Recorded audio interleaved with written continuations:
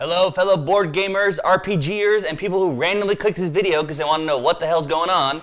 Welcome to another episode of the Roll for Crit podcast, the official podcast for rollforcrit.com. Watch, shop, play. I'm Will Keeler. I'm Jonathan Estes, and if you did stumble upon this by accident, there's no doubt you've stopped watching already.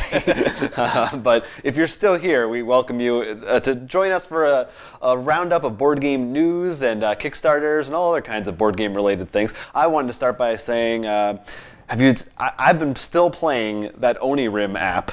Have you? Actually, yeah, every now and then I come back into it.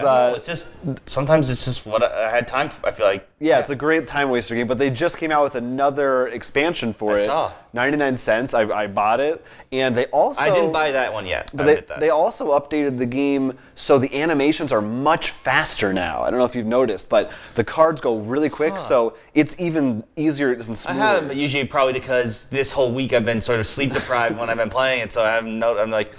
I think there's a carrot walking by me. But I swear they haven't paid us for this or anything, but it is. I really think it's my favorite board game app. It's a perfect for when I need something. I'm standing in line or something for like 5 minutes. It's great for that, and they made it better. So I'd recommend that for 99 cents. It's a good little expansion. Let's check that out. But among other things, besides that, there's a bit of a hubbub. Ooh. I know. Well, really, it's a continued hubbub. It's post-hubbub trauma. Have you seen this girl?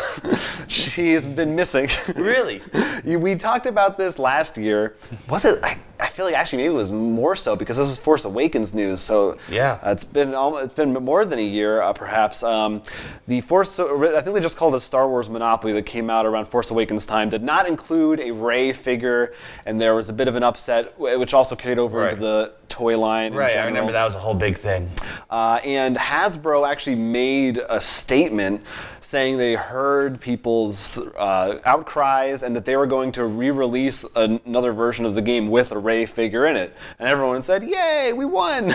And they just came out recently saying, yeah, we're not doing that due to a, quote, insufficient demand, which I take to mean no one wants to buy a new Force Awakens Monopoly right now. But they did say they will, if you contact Hasbro and ask for a Rey figure, they'll send you one. They'll send you just the figure if you really want one, which is a nice gesture. But it definitely is. It does kind of look a little bad that they said they would do something and now just are saying they won't do it. Well, I'm assuming because they're probably like, what's the point of releasing a Force Awakens version?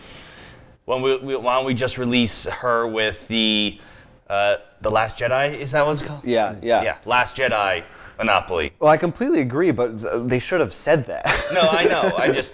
No, I think that would have been the smart play, is to say, hey, you'll get the new version this Christmas for this. Because like I said, I don't even think that version was called. It literally, the 4 characters were Finn, Kylo Ray, and then it had like Luke and Vader. Like it didn't even make sense.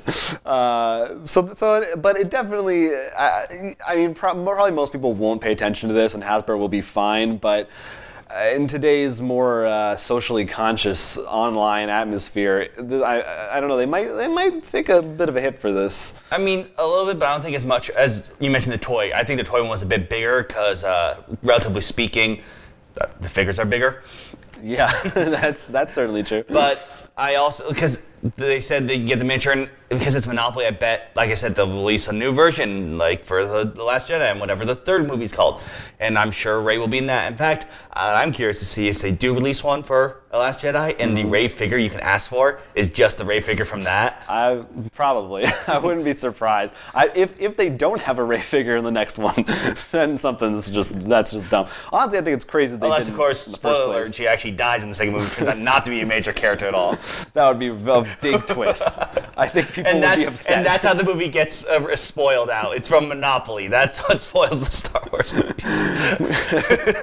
I don't know. It could happen. Stranger things have happened. Well, anyway, sorry about that. But if you do want a Rey figure, I guess contact them, and I guess they'll give you one. At least that's something. But we're not off the subject of female empowerment just yet. Have you heard about this Cards Against Humanity? I have heard about the pink Cards Against Humanity. So, Cards Against Humanity announced a new base set. Nothing different, except it's in pink, and costs a bit more than the regular version. That's right. For $5 extra, you can now buy Cards Against Humanity for her. Actually, as of this recording, last time I looked, they were all sold out. But that tends to be the case with Cards Against you Humanity. can keep looking back, but as you said, there's nothing different about it. They do have, if you go to their website, there's I think, pretty funny series of images of female models holding the cards and boxes in different ways. That it's basically a parody of like every. Are they laughing with salad? Yeah, exactly. Any like dumb shampoo or yogurt commercial, it's sort of like that. But the one thing though that they aren't advertising very much. You have to kind of like click into really buy the thing to really find this. But all of the profits for this are going to a foundation called Emily's List, which is a political organization dedicated to getting female politicians elected in different markets. So as with most of their things, there's a political bent to it that I appreciate. It's kind of it feels like sort of a Borat Ali G kind of thing, where it's like openly mocking that side of things, but with a social thing underneath it that's actually hopefully doing some good. So that's kind of cool. It is just Cards Against Humanity. It is great how they can also just wake up one night and they could have not sent this to any kind of a donation. They could have taken these profits themselves and made a ton of money for no reason. Well, that's one of the nice things with Cards Against Humanity. They understand their audience, and when they make all their jokes, not just because I don't think they have a lot of people who would support these things. I think their audience is much bigger than that. But they understand that they are almost, I would say, a collectible. Like they can make something that becomes a collectible for different editions and stuff. Yeah. Because they're onto so big, a lot of people buy it, so they can take advantage of it with something like this that sort of sends this message of how two things are exactly the same, but the female version, because it's pink. The pink tax, I think it's sometimes called. Like that, their products will be more expensive. Yeah. Right. So they're making a joke on that as well. No, I'm sure there's at least a few people that do collect every version of the game and that kind of thing. I'm a collector of plenty of things. I know if I was in it, I probably would. This is one of those weird things where I'm not crazy about Cards Against Humanity, but I think as a company they're great. I love what they do. I don't want to play it. I'm not, because they're part of the Illuminati. Well, that's for sure. That's a true danger. Let's not make light of that subject. But you can look for that. We'll put a link. I don't know if they may or may not put it back into production. We'll have to see. And worst comes worst, visit the charity that you mentioned and maybe donate that way. That's right. We won't get too political, but you can, if that's your thing, then check it out. So that's enough talk about women this week. Let's get out of the gender zone. Back to non-gender neutral. I really don't know where you're going with this. It's too late. The angry Twitters have started, and I'm gonna be shut down and arrested within minutes. So confused. We're talking about some Kickstarters right now. Kickstarter Pickstarters. Men, women, boys, girls, gender neutral, non-binary, whatever you want. You can enjoy some of these things. Some elder gods that probably don't have a gender because their gender is incomprehensible to you, your puny human brain. Because Cthulhu Wars Onslaught 3 is up now on Kickstarter. You want to keep going, or? No, I'm done. I'll let you take it. Cthulhu Wars, this is actually the third wave of them, so this is just getting, you can get the base set and everything. I wanted to bring this up. This actually will be releasing, assuming this video goes up Monday like we try. Well, this that day. You can get all the stuff. This is one of the games for some reason, I didn't put it on my top 10, partly because I wanted to wait for the expansions, which we will actually talk a bit more later in this video about. But this is, while the figures are big, one of my favorite games. I think it's one that, for a big price, goes above and beyond making that price worthwhile. And this Kickstarter helps with that. What it does, it adds another new faction, which is cool, called the Ancients, as well as, the cultist miniatures. Like, they all look the same for each group except for the chochos, which, once again, we'll talk about later. They make an additional add-on, which makes each cultist miniature unique. So, like, the Cthulhu's looks like, deep, like sort of fishmen. They like fishermen, but they have like they're sort of mutated. The king and yellows look like dancers, so like the acting stuff. The black goat, which I really like, has like a skull on it. They look like these savages, which make more sense if you know like the one book they have that makes the cultists actually have a combat value. So that's really cool. There's a bunch of other things, including custom dice, a new board map, and other things. Of course, a lot of their other old expansions, so you can pick up on those. Definitely, I think it's one that's really worth checking out. I really do like this game. And you can see that it has so much stuff to go for. And presumably the base as well. Oh yeah, no, like I said, Oaks mentioned the base, and of course tiers to get everything if you want, or just something. So yeah, I know it starts at 149 for the lowest tier, but there's lots of different things you can get. Yeah, it definitely. Again, we'll talk about it later at the end of the show, but a game we both really like. Good time to jump in or get more stuff if you don't have it yet. But some Elder Gods take different forms-ish. This is a game called Who Goes There, which is based on the book, or actually it's a short story, I think. Which inspired The Thing. Exactly. Which is interesting because we actually talked about The Thing board game. That's right. So I wonder... Also, we both recommend the movie if you haven't seen it. Right, so this is sort of a bit of a coincidence, maybe, that both these things are happening at the same time. I know. But if you don't know the story of the short story, it's essentially the same as the movie, just arranged differently in different characters. You're at an ice post, and there's an evil creature that can take the form of your people.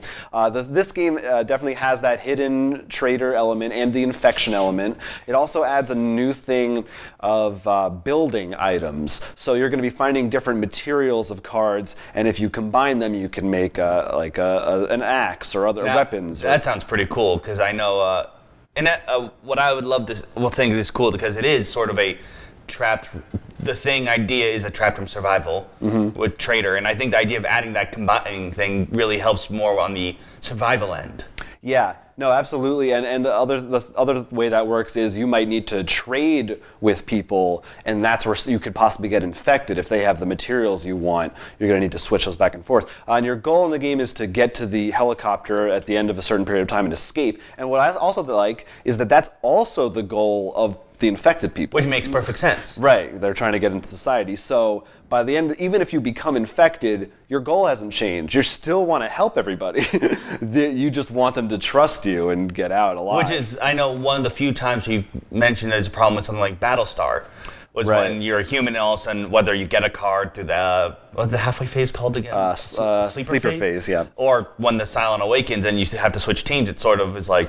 It could be a bummer because, yeah, you're like, oh, I spent all this time messing up my own end game.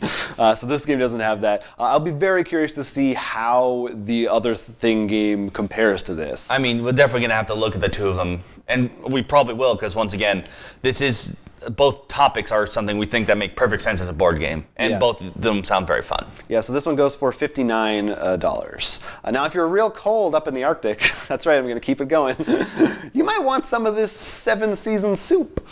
Yes, this game is about more than soup, though. Though soup would be delicious right now. You are all adventurers who are also cooks.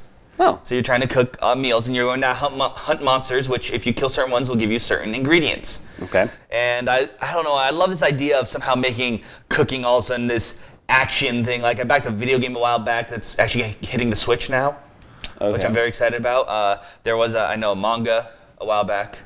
And this idea sounds really fun. And as a card game, I'm surprised this hasn't come earlier. Just the idea of collecting cards to combo into certain dishes or something. Huh, is it kind of like, have you ever seen God of Cookery, I think it's called? I don't know that one. It's from the guy who did Kung Fu Hustle and Shaolin Soccer. It's like a kung fu cooking movie. Yeah, but then I like this combination, though. I love the idea of combining.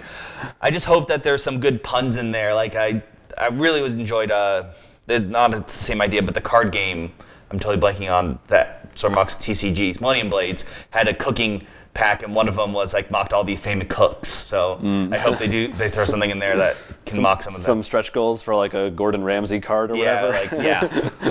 All right, that sounds cool. 7-season soup. That one's $63. I think, because am I wrong? Is it foreign? Is this a Japanese game or something? No, I believe it's in pounds. Oh, is that what Or it was? euros. No, it's euros. Okay, I didn't look too close, but I think that's why it's a little pricier, is because it's And there's some converting. miniatures and stuff too in there and stuff. But yeah. So check out 7 Seasons Soup. Next one I've got, I actually have 2 more. There are a bunch that I really liked this There week. were a bunch, but I narrowed it down because also the first one I put in is pretty expensive, so... You're trying to save people some money. I'm not. This one is called Firelight. I don't think I'm trying to save people money if I put that first one. Relatively.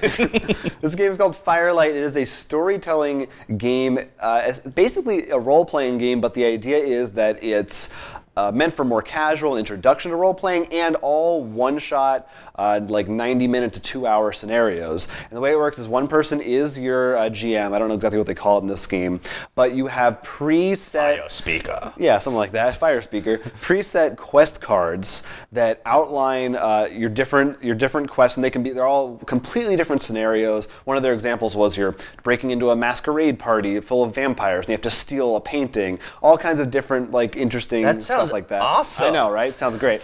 And it'll show you on the card 5 kind of plot points you need to hit. And then they make characters which are pre-built cards, and you combine those with randomized personality cards that will determine who your character is. You get to customize a little bit.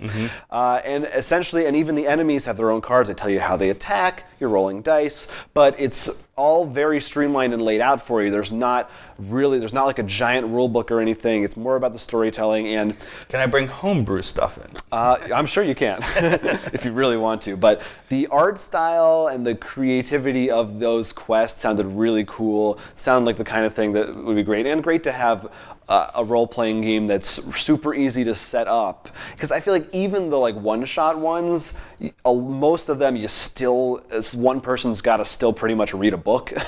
So this sounds like the very light end of that, which is cool. And that goes for only $30. Actually, our cheapest one so far until now. The last one that I wanted to give some love to is called Twisted Plot Lines. And this is yet another sort of variation on a movie trivia game. But what it reminded me of is they used to, on the show that I liked, the Totally Rad show, Right. they used to have this game that they played where they would combine 2 movie titles. Okay. And that had to fit together. I can't think of a good one right now, but if there was a movie called War for the Guardians of the Galaxy? Yes, yeah, something like that. You combine, like Star Wars if there's a movie called Wars. Oh, so you have to share the title. They have to share one word at the beginning and the end. So it'd be Star Wars for the Planet of the Apes. Yeah, exactly. Okay. Exactly. Perfect. I thought I just meant combining it. And the way they did it is before that they would give a description combining the plots of those 2 movies. And the people would have to guess the 2 movies based on that mixed up plot. Okay, so like going on a previous title could be like Caesar must accept his destiny to defeat his father or something. Right. You wouldn't use their real names because then it'd give it away. Well, yeah. But yes. So this game takes away the element of the titles, but still mixes up the plots. It has multiple cards with movie plots, and when you combine them, it actually sets it up for you. You go back and forth reading the different halves of the cards, and they make one weird mashup. And the way it works is one person is sort of the judge, but you're not judging anything. Everyone else puts together their cards based on a theme, and the one person who's the producer has to try and guess each person's movie, or both of them. If they can't guess it, any cards the person keeps count as points. And you can also spend your cards for clues if you want. I can see that being really fun. Not only that, it could be interesting to maybe... Because I know when we played Cinemax, I believe. Cinelinx, sorry. A lot of the times, I might be like, I know the actor, but I can't think of a movie because I'm just not good. The movie plot is a little bit easier for someone like me who's not a name person, but I could probably get the story a little bit better. Exactly. You don't need to know any actors or any IMDb stuff. You just need to. Though I still do like that game as well, even though I am very bad at it. So I wanted to give this game some love because it's just started, but it's not really taken off. It's not funded yet. So if you like movie games, I think you should check it out, and hopefully it goes. It's $20. Right now there's an early bird for like 16. Sounds like also you could come up with some really silly, like it would be one of those games where you can come up with some hilarious combos accidentally. Yeah, I would hope so. So those are Kickstarters. Check them all out. They look good. We played some games. Yeah. Before, quick shout out to BartPG. Oh, that's right. Bar PG, now known as Bar Pig. That's a good idea to mention them. They've relaunched their Kickstarter again. That is successfully funded. If you haven't seen, we have an old video where we talked about the original version. This new one, they reworked all the art, the characters, and the way the game flows a little bit. Definitely, if you like RPGs and drinking, definitely check it out. We had a lot of fun with the original version. Yeah, we'll add that to the links below. That's still got some time on it as well. And of course, you could also check out, we did a video for Action Cats, which is another one that's up. We did a little preview for that elsewhere on our channel. Now then. So many videos on There's a lot. It's really good. You should check it all out. But now, what did we actually play? Let's talk about Cthulhu Wars. You mentioned it earlier, but we actually did get to play with some of these new expansions you got. Right. We'll be putting up a video later of the new map. We finally tried a new map, but we're doing an expansion video on that to focus on that. But in addition to the new map, because I'm trying to push everything so we can get used to it, we used neutral monsters, as well as each of us using one of the new factions I got. That's right. I was the Cho-Cho. Right. I was the Windwalker, and our friend Ivan was the Opener of the Way. That's right. So it felt pretty new. It felt pretty different because there were all these new components in it. Neutral monsters, if you don't know, are things that anybody can now purchase. Sort of, there's like mercenaries, sort of. Exactly. During the game, so you can actually add to your pool, which in the original base game you were always set with the same stock set of monsters. So that can really change up your strategy. Right, and they have all these different things. Like the one I got actually gave more Doom points. But there was one which both of us were considering had the ability to shut down someone's spell for a turn, because we were afraid. I didn't really abuse it too much, luckily. But in the map we had, he could summon not from his gates, but from other people's gates or abandoned gates, and there were a lot of abandoned gates. Ivan's character could do that. Right. So he could have really abused that. Yeah, his character almost seemed like custom made to combat this map that we were playing on, but. He, unfortunately for him, fortunately for us, didn't really get that into motion. No, I did play with all the new factions by myself a while ago, so I knew how they generally, because I wanted to be able to tell people how they worked in case. The Opener of the Way is one that, he's really fun. The problem is you really have to think sort of a few steps ahead with him. Like, that ability's good, but his other ones are like one time, wait to double. Like, if he got a different spellbook earlier, I know he could have really got like a whole bunch of Doom points because he had a bunch of gates at one point. But he's still really fun to play. And we also didn't combat as much, which would have been helpful for him. Yeah, that was one thing interesting about this game. It is called Cthulhu Wars. We had a total of 3 combats. 2 of them happened like one after another in the last round. Yes, exactly. We are not aggressive players, so it was very interesting. Well, it definitely didn't help. I know because my group, the Wind Wakers, he's really fun. I like him because he's not meant to be an early game guy. He's a late game fighter, and one of the things he does is hibernate, which is in essence, it didn't work as well for this map. He didn't need to, but what you usually do would be like, I'm stopping, and instead of losing all my power, I'm transferring it to my next turn. Sort of banking it. Right. So what you sort of do is almost you hibernate one turn, have a lot of power. Hibernate one turn, have a lot of power. So you go sort of a back and forth thing. That's pretty cool. And I think my guy was also sort of meant to be a late game player, right? Because his thing is you get your Elder God out early, but its power is low, and as the game continues, it increases through a random die roll each round. Right. Your guy is sort of almost like you're really focusing on your not power management. I want to call it cultist management, because it's all about using your high cultist? High priest. Thank you. High priest efficiently, because unlike everyone else, because high priest is an expansion for all the other ones, you get 1 high priest. Yours is not. Yours is actually part of your core. Yeah. You have 3 when we have 1. Which is really cool because a bunch of my spell books would give me high priests and then reward me for having them, which would kill them, but then I would get them back. The other really awesome thing is if you have a high priest, you don't have to pay for it. Your Elder God's 0 power. Yeah. Which makes them really fun and interesting, because then you can just have like second turn, he's here, which is interesting. Also, depending on, for example, the Opener of the Way, like wants elder gods on the field, so that's actually really in his favor. So it's really interesting how that interacts with some of the other. Yeah, and I also have a spell book that rewards me for if an elder god dies. So it's kind of made for my guy to come out early and be weak and let me just kill him off. The other really cool thing, you mentioned it after our game, and I really like it, is also the differences in my game when I played it. Everyone learned how they worked. Mm-hmm.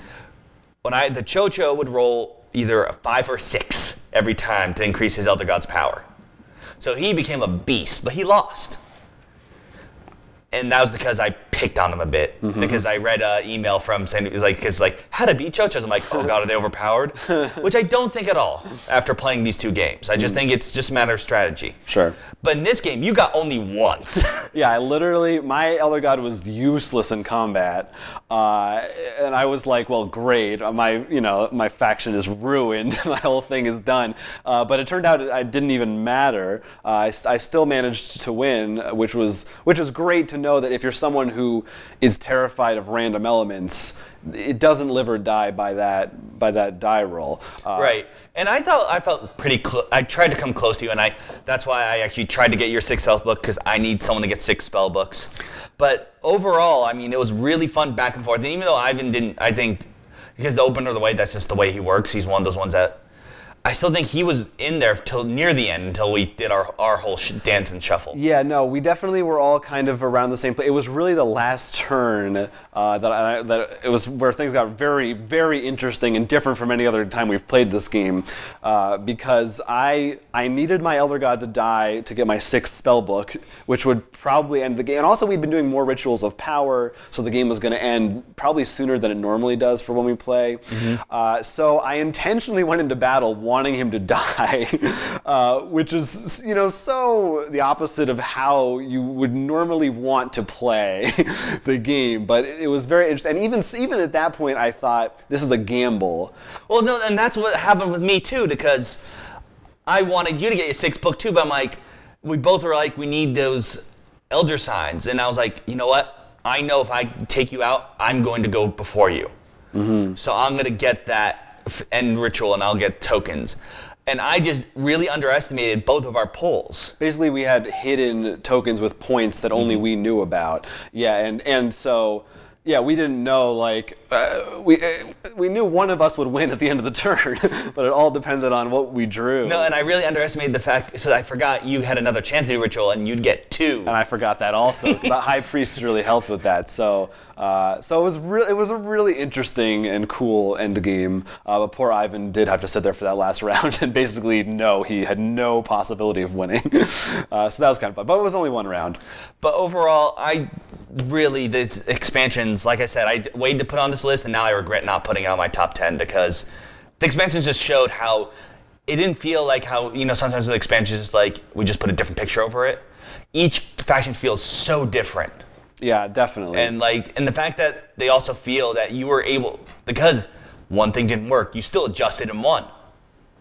And the maps feel different. They didn't just add ice cubes to the regular map. They made the map a whole new area, which means you have to think differently how the world works. Yeah, and again, watch our probably out now, if not very soon, expansion video, specifically talking about that new map. So overall, definitely, I think probably I can't think of many that beat it, or it's my favorite area control game. I mean, that's quite a genre, but it's certainly one of my favorite genres. But I was thinking like something particular. It is an area control because you're controlling gates. Would you say it's your favorite Cthulhu game? That's a little tricky here. I might actually. It rivals some of them, but I definitely think it's in tied for first. It would shuffle with it because it depends on what I'm looking for. Right. It's like because they can go from very atmospheric to storytelling to combat, etc. Yeah. I mean, I certainly you didn't play Cry Havoc yet, and we both did love Scythe a lot, which is also area control. I know people will be yelling those out. Definitely Scythe is up there, but I think I enjoy Cthulhu Wars more. No, that might be because of the theme, though. Hey, whatever it takes. I think it's fair. It is a really great game. Cthulhu Wars. Again, as we said, Check out that Kickstarter. We also played some other games, not too much that's mentioned though. What did we play after Cthulhu Wars? I'm totally blanking. We didn't play anything. You played, we played video games after that. We played video games. But after that, the next day I played Resident Evil with my friend Mark, the multiplayer version. The deck building game. If you follow our Instagram, you saw I posted a video where I got the minigun early on, which really made me overpowered. So at the end boss, I hit him for like twice his health. That's how you do it. Nothing special. I'm pretty sure we've already talked about this on the show. So if you can just watch the video. If not, put a comment and we'll talk about it. There you go. It's pretty much a Dominion style deck building game with some weird twists, which I'm sure we talked about. I also played the Catan Ancient Egypt with them for the first time because we wanted something a bit quicker, and they actually haven't played Catan before that. Really? Yeah. Who was it? Mark and his girlfriend. Okay. So I was like, you know what? Why don't I take that out? And it was honestly, it had some interesting twists, and I want to go again partly because I was just so stupid, and I let myself get walled in, so I had no resources. But we did jump straight into the whole new style where there's actually the Nile River in the center, so you actually have boat pieces you have to build across it, and there's a pyramid. You all build, and if you have the most bricks there, or the last one to put things, you get different rewards. And there's different gods you can pray to give different abilities. And like the annoying one was Horus, because what he would do is, I demand ox, and if you had ox, which is pretty much the wood in that game. There is no sheep, by the way. I'm sorry. Oh man. So I guess they'd be the sheep. But I mean, if you looked at the trade system, they're wood. If you had it, which was running low in that game for everyone, you had to trade with them with that. Wow. And so that's a permanent ability? No, it's like you can use it, and then you had to give it away for new god power. Oh, okay. But still, it's just like you're holding on, and I just need one more turn, and I lost it. Yeah. So that was sort of cool. That definitely shoveled it up. And it's definitely something I want to try again with not being... Like, I understand that I'm a bit colored because I already know the game, plus being in a bad position, I'm sort of. But yeah, it was pretty much Catan. I kind of want to... It's been so long since we played Catan. I kind of want to that's why I want to do it with you, and then we can be like, all right, I played it. I don't have to play it again for just scratch that itch. I'm feeling a little nostalgic. I also admit, I did it also because I'm like, all right, now you know this. You can get... because my friend Mark is a big Game of Thrones fan, you can now get the Game of Thrones version. Yeah, there you go. Why not? Well, that's it. That's all we did. Talk to us in the comments if you played any of those Catans or if you like Cthulhu Wars. If there's a game that you're looking forward to coming out. If you've used the new Chocho faction, and if you've had better or worse luck than Jonathan on those dice rolls. Yeah, or any board game related question at all. We'd love to answer and talk about it on the show. You can also send us stuff by email, rollforcrit@gmail.com, or on social media, Twitter, @rollforcrits. Instagram, where we have been posting a bit more. Facebook, of course. And of course, we'll also be in your darkest and wildest dreams. Yeah. But only on Tuesdays. Only on Tuesdays. Every other day of the week, you can find us at rollforcrit.com for more videos just like this one and some cool games that you can actually purchase. You can purchase them there. It's really good. I recommend it. Tell all your friends. Yeah, and of course, don't forget to subscribe so you can watch more of these videos and find out when your comments are read online. Yeah, absolutely. But until then, I'm Will Keeler. I'm Jonathan Estes, and you've been enjoying yet another Roll for Crit podcast.